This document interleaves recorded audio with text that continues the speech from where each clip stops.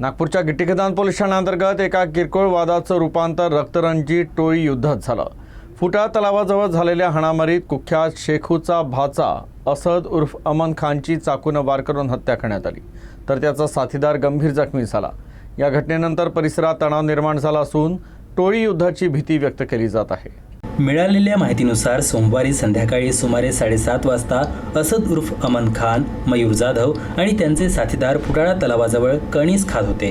दरम्यान कणीस विकत घ्यायला गेलेल्या मयूरचा लाला पांडे आणि त्याच्या साथीदारांशी वाद झाला।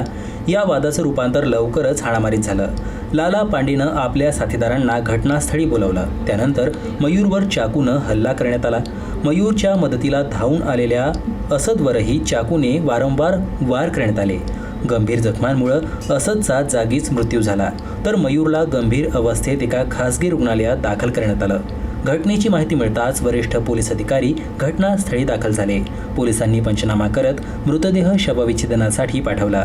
पोलीस आणि गुन्हे शाखेच्या संयुक्त कारवाईत आतापर्यंत 4 अल्पवयीन मुलांसह 7 आरोपींना ताब्यात घेण्यात आलंय। अटक करण्यात आलेल्या आरोपींमध्ये जितेंद्र उर्फ जंगली पांडे, योगेंद्र उर्फ लाला पांडे आणि दीपक उर्फ प्रिन्स गुप्ता यांचा समावेश आहे।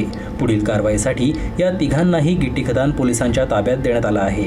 या प्रकरणाचा सर्व बाजूंनी तपास सुरू असल्याचं पोलिसांनी सांगितलंय। जुना वाद किंवा टोळी युद्धाची शक्यताही व्यक्त केली जात आहे। तसेच कोणताही अनुचित प्रकार टाळण्यासाठी परिसरात सुरक्षा वाढवण्यात आली आहे।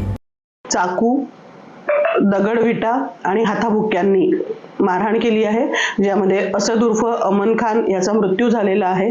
मयूर जाधव हा गंभीर जखमी झालेला आहे आणि इतर जे त्यांचे मित्र होते त्यांनाही मार लागलेला आहे। आणि यामधील मुख्य आरोपी लाला उर्फ योगेंद्र पांडे याला पोलीस ठाणे अंबाझरी यांचे स्टाफने ताब्यात घेतले होते।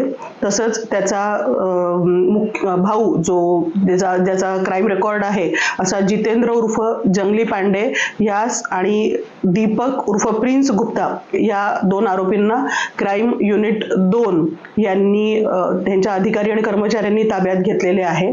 त्याशिवाय जे विधी संघर्ष बालक आहे त्या सर्वांना पोलीस ठाणे गिट्टीखदान यांच्या स्टाफने ताब्यात घेऊन योग्य ती कायदेशीर कार्यवाही केलेली आहे।